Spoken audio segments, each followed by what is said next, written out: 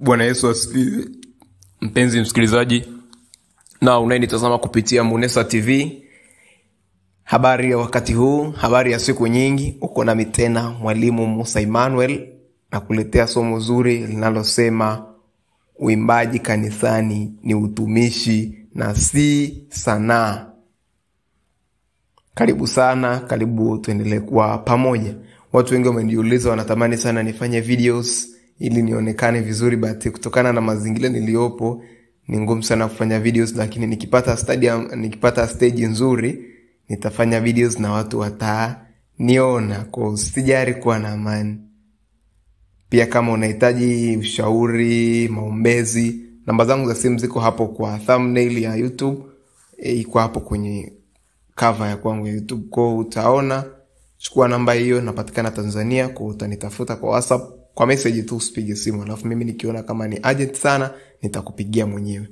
Kwa hiyo kuwa na amani tu, karibu sana, tuendelee kujifunza maneno mazuri ya uzima na Bwana awe pamoja nawe. Tunaanza somo letu kwa kuangalia kitabu kile cha Mambo ya Nyakati sura ya pili.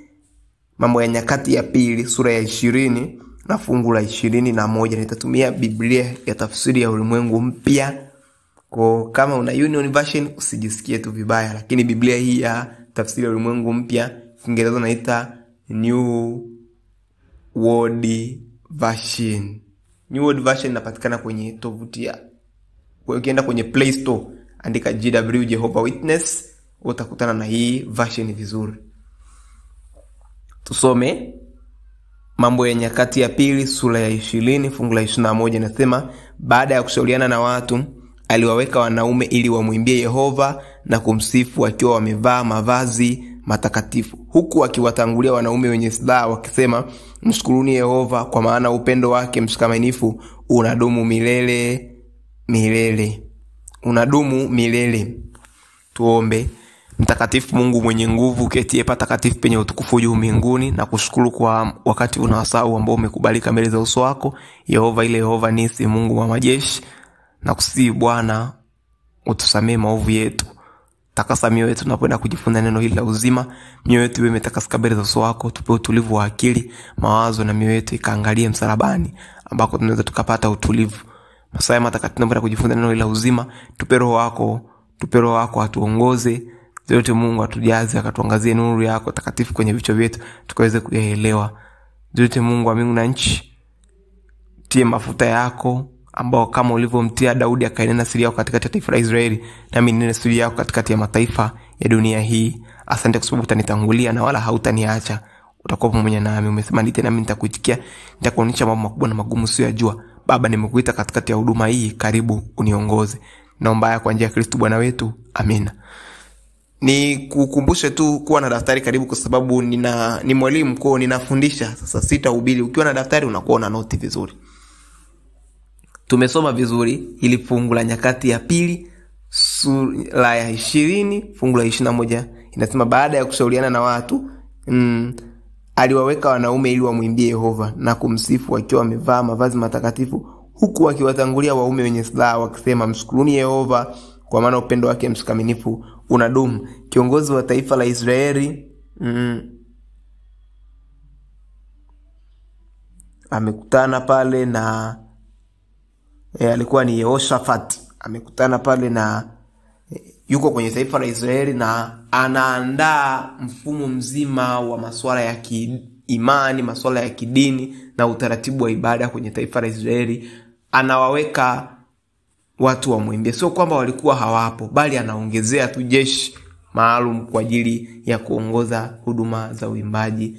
Kwa huduma za uimbaji ni huduma takatifu kama ambavyo unaziona huduma zingine, mitume, manabii, walimu, wainjilisti. Ni huduma takatifu. Na kama ni huduma takatifu, zimewekwa na Mungu kwa ajili ya kusudi la utumishi na si sanaa. Twende tukaangalie sababu kuu kwa nini uimbaji si sanaa, ni utumishi. Kwa sababu sanaa ni ufundi wa kuwasilisha mawazo yaliyo katika fikra za binadamu. Hiyo ndio definition sahihi ya neno sanaa. Lakini uimbaji kwa mujibu wa Biblia ni ufundi wa kuwasilisha mawazo, maelekezo na ushauri wa Mungu kwa watu wake. Ufundi wa kumuinua na kutangaza fadhili za Mungu. Huu ni uimbaji. Kwa ni ufundi wa kutangaza sifa na fadhili za Mungu kwa watu wake. Na huu ufundi unatolewa na Mungu, wakati sanaa ni kile kitu ambacho mtu anakaa anajifunza na tengeneza na vitu vingine. Kwa uimbaji si sanaa na upo maalum kwa kusudi la Mungu na si la mwanadamu. Ukiendelea hapo mbele anasema walipoanza kuimba kwa shangwe nyimbo za sifa, Yehova akaweka watu wawavizie wanaume wa Amoni, Moabu na eneo lenye miliki la Seiri waliokuwa wakimvamia Yuda. Tuishia hapo kwamba walipoanza kumuimbia nyimbo za sifa Yehova Mungu wao. Ukirudi fungu la 21 anasema aliwaweka wanaume ili wamuimbie Yehova. Sio wanaume tu, kwa sababu ya tafsiri yao wanamaanisha hivyo, lakini lengo kuu ni waimbaji ili wamuimbie nani? Yehova, wamuimbie Mungu wa majeshi. Lakini leo hii kitu kinachoniumiza sana, napita mitandaoni waimbaji ambao wanasikika sana na ambao wana sauti sana kwenye taifa hili, ndio unawaona wako kwenye mimbara wakiwainua manabii, wakiwainua mitume, wakiwainua wainjilisti ambao wanalea huduma zao. Leo hii wako kwenye mimbara wanawainua viongozi wa nchi, wako kwenye mimbara badala ya kuinua utukufu wa Mungu. Ndio wanafanya vya hovyo, ndio wanasikendo chafu kwenye mitandao ya kijamii, ndio wanafanya vitu vya ajabu ambavyo hata ukisikia moyo unauma, moyo unasikitika, moyo unapata wasiwasi kwamba leo hii where we are going. Soma Nyakati ya Kwanza sura ya 15 fungu la 17. Mfalme Suleiman kama si Daudi aliwahi kuchagua. Soma Yohana 10, Mambo ya Nyakati ya Kwanza fungu la 17. Basi Walawi wakawaweka Hemani mwana wa Yoeli kutoka katikati ya kundi ya ndugu zake, Asafu mwana wa Berekia na kutoka kati ya ndugu zake wa Merari na Ethani na mwana wa Shamaya. Hawa waliwekwa kwa nini? Kwa lengo la kumuimbia Mungu. Unaona makundi ya watu waliokuwa wakimuimbia Mungu walivyowekwa kwenye Biblia. Kwa uimbaji ni huduma takatifu. Na narudia kusema upo kwa kusudi la Mungu na si la mwanadamu. Na si sanaa, kwa sababu uimbaji ni ufundi wa kuwasilisha mawazo, maelekezo na utukufu wa Mungu kwa njia ya muziki. Uimbaji ni tendo takatifu lililobeba sifa na fadhila za Mungu kwa taifa. Leo hii kama taifa la Tanzania tunahitaji tumfahamu Mungu kupitia waimbaji wakisimama pale na tuone uso wa Mungu, tuone utukufu wa Mungu, tuzione sifa za Mungu. Na ndio maana waimbaji kweli ambao watadhihirisha uso wa Mungu kwa watu, watadhihirisha utukufu wa Mungu kwa watu, Mungu huwa anashuka ili watu wabarikiwe, kwa sababu ndio njia ambayo Mungu ameitamani kuichagua ili watu wamfahamu. Kila huduma ambayo Mungu ameiweka ina makusudi maalum.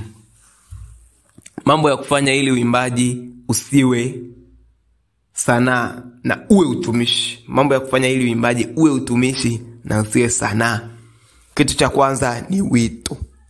Ili usifanye usanii mbele za Mungu, usifanye maigizo mbele za Mungu, usilete drama pale mbele za Mungu. Usifanye vya hovyo kwenye uimbaji.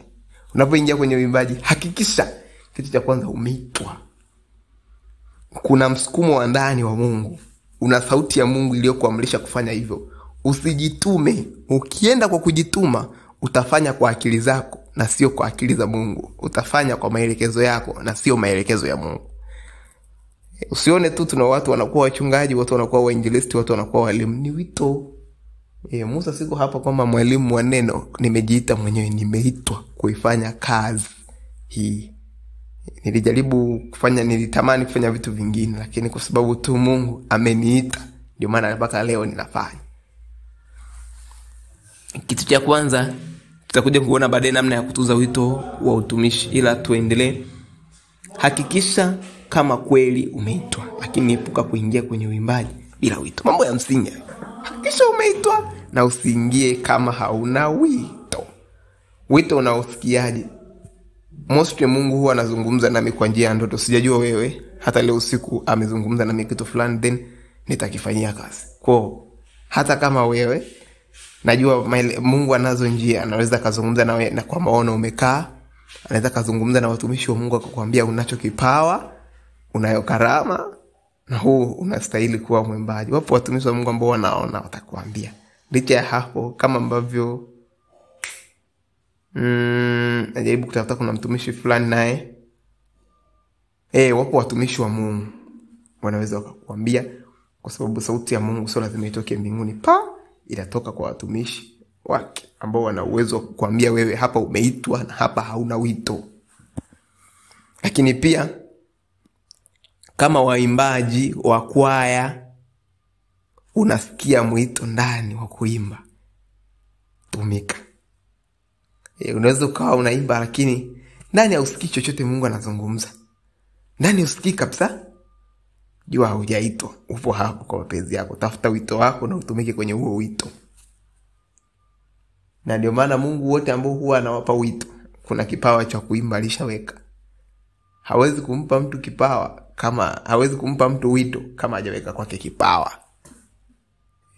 Ukiona amekuita pasipo kuwa na kipawa, ujue anaweka kipawa baada tu ya wewe kuwa umekubali wito. Kuna wakati Mungu anafanya hivyo. Kuna wakati anakuita hauna kipawa, ukishaitika anakupa kipawa, unafanya kazi. Sijui kama ninaeleweka au watu wanachanganyikiwa. Jambo la pili ni maisha matakatifu. Maisha matakatifu ni kwa kuishi amri za Mungu takatifu zilizoandikwa kwenye Biblia. Kusoma kutoka sura ya 20 fungu la 1 mpaka la 17 na kuendelea. Zipo zimeandikwa: usiue, usizini, usiabudu miungu mingine, kumbuka siku ya Sabato itakase, na vitu vingine. Kama mwimbaji, ili usifanye sanaa, usifanye uimbaji wako uwe kwa ajili ya kuwapendeza wanadamu. Tafsiri nyingine ya uimbaji kuwa sanaa ni uimbaji ambao upo kwa ajili ya kuwapendeza wanadamu. Ili uimbaji wako uwe kwa ajili ya utukufu wa Mungu, kwa ajili ya kufanya yaliyo ulioelekezwa na Mungu. Ishi amri za Mungu zinavyosema. Amesema nini kwenye amri zake takatifu? Jambo la pili, angalia sana habari ya mavazi. Kusoma hicho kitabu cha Mambo ya Nyakati ya pili sura ya 20 na lile fungu la 21, Biblia inasema: baada ya kushauriana na watu walioweka wanaume ili wamwimbie Yehova na kumsifu wakiwa wamevaa mavazi matakatifu, huku wakiwatangulia wanaume wenye silaha. Mavazi matakatifu. Swala mavazi Mungu yuko nalo sensitive. Ndio maana ndani ya Biblia utaona mavazi ya aina mbalimbali. Mavazi ya gunia, mavazi ya kikahaba, mavazi ya kikuhani, aina tofauti za mavazi. Leo hii waimbaji wengi ambao kweli wana wito, kweli wana kipawa, wamekuja kupoteza nguvu, wamekuja kuharibu utumishi wao kuonekana sanaa na badala ya kuwa utumishi, kwa kuchukua yale mavazi ya kikahaba na kuyaleta kwenye uimbaji. Kuna mwimbaji fulani alikuwa anaimba nyimbo nzuri sana. The way siku moja nikaingia online nikatafuta nyimbo zake. Yeye alivyokuwa amevaa tu nguo, mpaka Musa nilishtuka, nikajiuliza hivi kumbe na mwimbaji anafanana hivi? Yaani moyo wangu ulishtuka kabisa. Tofautisha mavazi ya kikahaba, mavazi ya kanisani na mavazi ya kuendea disco vumbi huko. Mavazi yanayovaliwa na watumishi ni mavazi ya stara na adabu, kwa sababu hatupo hapo kwenye kuimba ili watu wavutiwe na sisi. Tupo hapo kwenye kuimba ili tuvute utukufu wa Mungu kwenye masikio ya watu, tuvute uelewa wa Mungu kwenye akili za watu, tupande neno la Mungu kwenye akili za watu. Kwa kama unataka kupanda neno la Mungu kwenye akili za watu, tuwe makini na tunayovaa, tuwe makini na tunavyonyoa, tuwe makini na tunavyovivaa. Ukisoma kutoka sura 28 ni Mungu anatoa maelekezo ya namna mavazi ya kikuhani yatakavyo kuwa. Sisi tunaelewana? Kwa kama mwimbaji kama ni wanakwaya wa kike, hebu nendeni mmevaa sketi zenye adabu. Watu wasianze kuangalia huko chini, wasianze kuangalia matiti, wasianze kuangalia mabega yenu yako wazi, migongo iko wazi. Vaeni mavazi tu ya kufunika vizuri. sketi kwa wadada zifike huko chini, viungo hivyo vya ndani visionekane. Unasimama pale watu wanauona mpasuo, unasimama pale sehemu za mbele za ndani zinaonekana, unasimama pale watu wanakalia tu kuangalia sehemu za nyuma ya makalio. Hapo utakuwa unaona amini, namtumikia Bwana kwa moyo wangu wote. Kwa moyo wako wote, kati watu hawapo kabisa na wewe, wao wanaangalia vitu vingine tu. Kuwa makini. Naona kwaya nyingi leo hii eti na wao wameanza kuimba kwa suruali. Hayo unafanya ni sanaa na sio utumishi. Na mwisho wa siku tutaona matokeo yake ya kufanya uimbaji kama sanaa. Tutayaona matokeo ya kufanya uimbaji kama sanaa, tutayaona huko. Kwa hilo la kuzingatia. Mavazi yao ya stara, kama ni mwanamke basketi, mwanaume suruali ziwe zenye kueleweka. Usilete suruali za dance madhabahuni. Suruali za dance zinafanywa huko na watu wa madhabahu. Wow. Sasa unakuta ni kijana yuko pale mimbarini, suruali kachupa kataitu huko juu. Tupo hapa kwa ajili ya dance, tuko hapa kwa ajili ya utukufu wa Mungu. Vaa suruali yako ya kitambaa imenyoka, habari ya jeans sijui na nini, peleka huko. Huku tuko kwa ajili ya utukufu. Tafuta suruali za kitambaa zilizotulia, suti yako nzuri, watu waone utukufu wa Mungu kama mwanakwaya. Lakini pia swala lingine ni maisha ya maombi. Kwa nini uombe? Kwa sababu wewe ndio umelibeba taifa. Taifa linatamani kusikia Mungu anasema nini kupitia wewe. Lakini pia adui anakuwinda. Adui yupo macho na wewe. Adui anatamani kukuangusha kwenye utumishi. Kwa usipoomba ni unafungulia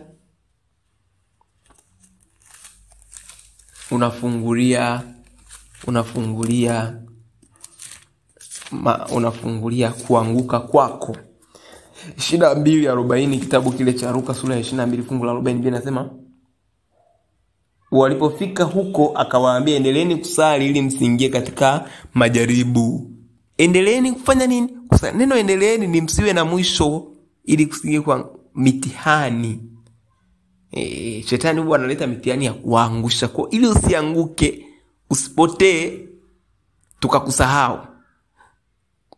Lazima uwe mtu wa maombi. Maombi Mungu anaweza akakwambia kuna watu watakuja hawa na hawa, akija hivi usifanye hiki, ikifanya maombi atakuzungushia wigo wa moto. Bwana Yesu asifiwe. Lakini pia kitu kingine tunaomba ili tupate neema, baraka na kibali kwenye uimbaji. Uimbaji wetu uwe na matokeo. Ukisoma Zekaria sura ya 10 na fungu la kwanza, Biblia takatifu inasema mambo hapa. Ngoja tufungue Zekaria sura ya 10 fungu la kwanza. Muombeni Yehova mvua wakati wa mvua ya masika. Yehova ndiye atakayetengeneza mawingu ya dhoruba, naye atakayewaletea mvua na kumpa kila mtu mimea ya shambani. Mimea ya shambani ni baraka, ili ufanye utumishi wenye matokeo. Wenye matokeo na maana ubarikiwe wewe na wabarikiwe wale ambao wanakusikiliza. Sinaeleweka? Ukiwa mtu wa maombi, Mungu atakuelekeza nini cha kutunga, kipi usitunge, tunga mziki hivi, usitunge haya, uimbeje. Lakini pia uwe mtu wa neno, kwa sababu neno ndio sauti ya Mungu ambayo Mungu atakwambia. Ndio maana nimeanza maombi kabla neno, kwa sababu kabla ya kuanza kusoma neno, omba. Unasoma neno, Mungu anakuongoza ya kufanya na yasiyo ya kufanya. Zaburi 119 fungu la 105, Biblia inasema, neno lako ni taa ya miguu yangu. Itakwambia ni huduma gani uende ukafanye utumishi wako na huduma gani usiende. Kuna watu wameenda kwenye huduma au makanisa mbalimbali wakiamini kuna uso wa Mungu pale, lakini kumbe pale kuna Beelzebul, pale kuna mapepo, nao wanasema haleluya haleluya haleluya, kumbe hamna kila kitu. Mwisho wa siku wewe utaenda, alafu nakuta kibawa chako kimechukuliwa. Kwa utakapokuwa mtu wa neno, Biblia inaweza kukuambia pa kwenda na pasipo pa kwenda. Tafuta sana kufahamu neno la Mungu. Soma vitabu kila siku, nasisitiza. Soma, kana watumishi wa Mungu, makala mbalimbali za Kikristo zimeandikwa. Soma zikuelekeze ili kuboresha utumishi wako. Kitu kingine, epuka kupenda fedha. Timotheo wa kwanza sura ya 6 fungu la 10 linasema, lakini shina la mabaya yote ni kupenda fedha. fedha itakupelekea kuanguka kwenye utumishi wako, kwa sababu kuna wakati utadiliki kushawishiwa kwenda kufanya huduma kama kwaya, kama kikundi, kama mtu, kwa lengo la kutukuza vitu vingine tu tofauti na fedha. Lakini pia kuna baadhi ya fedha zina maagano. Ukiwa na tamaa, hauna sauti ya Mungu ndani yako, wewe kila unapoenda unataka fedha, kila unapoenda unataka fedha, kila unapoenda unataka fedha. Na huko nyuma Yesu amesema kama waimbaji nao ni watumishi, amesema msichukue fedha wala dhahabu, mlipewa bure, toeni bure. Fedha zije tu kama Mungu amekwambia uchukue. Acha kabisa kutoza fedha kwenye utumishi. Baba yangu Bishop Kabig Miller anapenda alihubiri somo fulani nzuri kwamba ukiangalia watumishi wote ambao wanatoza hela hawajafika mbali, lakini wale ambao wanafanya huduma zao bure ndio wanazidi kufanya prosperity na wanaendelea zaidi na zaidi, na sauti zao zinasikika. Unapotoza hela unamaanisha ya kwamba kile ni cha kwako na hajakupa Mungu. Ila unapoenda bure inamaanisha utukufu apewe Mungu. Wakupe kutokana na sauti ya Mungu, usiombe wewe. Hata kama wanasema hela ya nauli, tafuta ya kwako uende nayo, kwa sababu upo kwa ajili ya utumishi. Utumishi ni kujitoa, sio kupokea. Ndio maana alisema iweni wepesi wa kutoa na si pesi wa kupokea. Hapo utaziona baraka za Mungu, utaiona mvua ya masika, mashamba yako yatajazwa. Kama wanatamani kukupa gari, muulize Mungu nalichukua au naliacha. Akinyamaza na wewe achana nalo mpaka aseme. Ukilichukua bila maelekezo ya Mungu, yanakuja kama ya ndugu yetu, mara kachoma, mara suta ili no mkosi. Mengi ambayo hayana msingi. Lakini pia matumizi mazuri ya vyombo vya muziki. Vyombo vya muziki, matumizi mazuri ni yasiyoleta kelele na mdundo wa hali ya juu. Uwe umetulia, watu wapate kusogezwa karibu na utukufu wa Mungu, wasikie sauti ya Mungu zaidi na sio muziki. Watu wabarikiwe. Unajua kuna muziki ni kuna watu paka niliwahi kusikia wimbo fulani, waza. Nikajiuliza, na huu ni wimbo wa nyimbo za Injili? Watu wewe, yani wimbo nyimbo za Injili tunapiga tena na hayo ndani. Nyimbo za Injili tunapiga tena na hayo ndani. Kitabu kile cha Amos sura ya 5 fungu la 23 anasema niondoleeni kelele za nyimbo za vinanda vyenu. Kwa nini Mungu anasema niondoleeni? Kwani vinanda ni vibaya? Vinanda ni vizuri, ila vinahitaji upigaji uliotulia. Upigaji ambao utawafanya watu wawe sensitized na muziki zaidi kuliko ujumbe uliokusudiwa kwenye muziki. Utawafanya watu kuondoa kwenye uwepo wa Mungu, waanze kufuatisha tu milindimo ya muziki. Ndio hayo ya waza.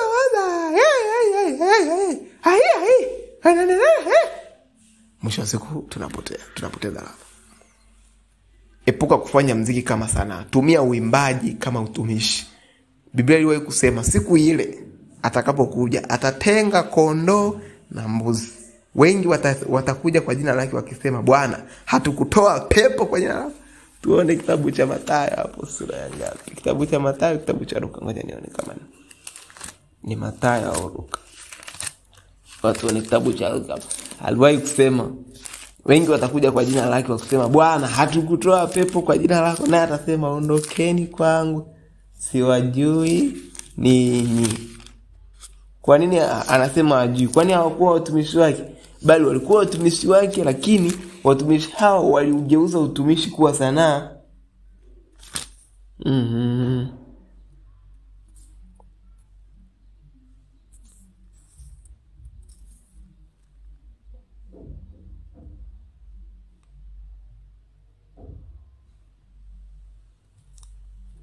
Sijapata vizuri, ila alisema kusema hivyo kwamba atawaambia wengine, ondokeni kwangu, kamwe sikuwajua ninyi.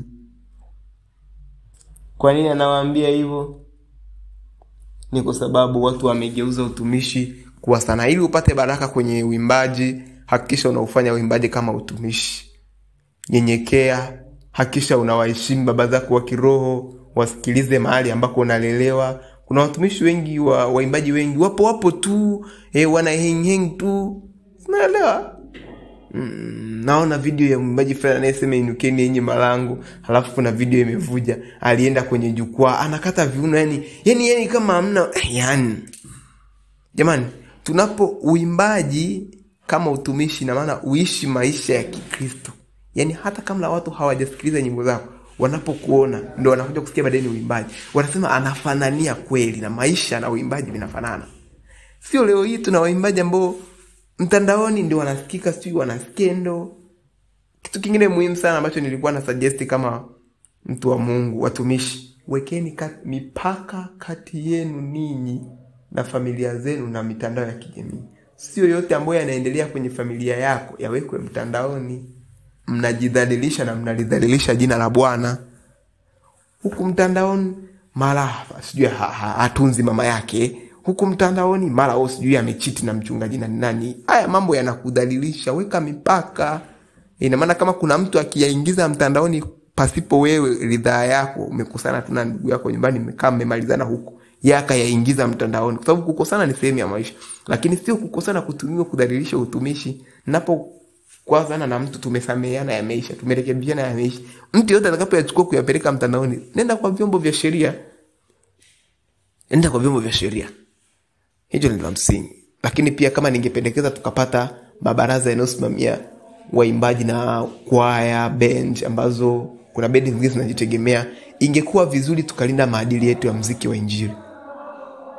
Kama ambavyo Tanzania inalinda sanaa ya muziki wa Tanzania, na sisi tulinde utumishi wetu kwenye uimbaji. Tutunze utumishi wetu kwenye nyimbo za Injili. Kwa sababu mabaraza yatasimamia maadili, yatasimamia mienendo. Ina maana kama kuna mwimbaji atakuwa amesumbua, tunajua namna ya kumwandabisha. Kwa wale ambao umeitwa kwa nafasi hiyo, na wauzia wazo ili tuwe na uimbaji ulionyooka. Tukisema neno hili, waimbaji wote ni neno hili moja. Tukisema tunafanya haya ni haya tu. Ina maana atakayeibuka hayupo ndani ya lile baraza, taifa lisimtambue, labda akaimbe nyimbo za dunia, ila kwenye akitumia tu neno la Mungu ni sivyo, tunamshughulikia sawa sawa. Kwa nauza wazo hilo, kama kuna watu wataweza walichukue, tusimamie muziki wa Injili Tanzania, na sio Tanzania tu, muziki wa Injili Afrika na duniani kwa ujumla. Tukiwa na baraza letu moja, ni rahisi sana kuongoza utumishi wetu. Nikushukuru kwa kusikiliza ubiri hili. Mungu akutie nguvu, Mungu akuinue. Kama wewe ni mwimbaji, yazingatie haya. Natamani kukuona baadaye ukiwa mahali pa juu, hata ambapo nitakapokuwa nimelala, wakati tunanyanyuka utukufuni mwa Baba, kuwaona watumishi ambao wamebadilika, wameurithi uzima wa milele kwa kuyazingatia haya. Ni jambo jema ambalo sana nitamshukuru Roho aliyenipa wazo hili. Zaidi ya yote nitafurahi kukuona ukiwa na taji kule mbinguni. Zaidi hata kama sitawahi sana kupumzika tukikutana. Mungu akutie nguvu, na nitafurahi kuwaona waimbaji wakifika kwenye viwango vya juu. Tuombe. Tunakushukuru Mungu kwa neno hili la uzima. Endelea kututia moyo, endelea kututia nguvu. Zote Mungu, tunawafunika waimbaji na kwaya zote za taifa la Tanzania. Bwana, endelea kuzimwagia Roho yako Mtakatifu, maji ya uzima yakatembee katikati ya watoto wako. Yote Mungu wa mbinguni, roho mchafu ambaye anaenda kuharibu uimbaji wa Tanzania, tunamseta mbali kwa mamlaka ya damu ya Yesu. Tunaita moto wako wa damu ya Yesu ukazunguke waimbaji wote wa Tanzania. Yote Mungu wa mbinguni, neno hili likawe sauti isiyo nyamaza, likawe sauti isiyo koma, ikazungumze milimani, ikazungumze kwenye vijiji, ikazungumze kwenye miji, ikazungumze kwenye mataifa yote ambako Kiswahili kinazungumzwa. Yote Mungu wa mbingu na nchi, watu wakasikie na wakapokee badiliko la tofauti. Asante Yehova, asante Mfalme wa majeshi, kwa sababu uko pamoja nami na utanipigania, lakini yote wapigania wale ambao wamelisikiliza.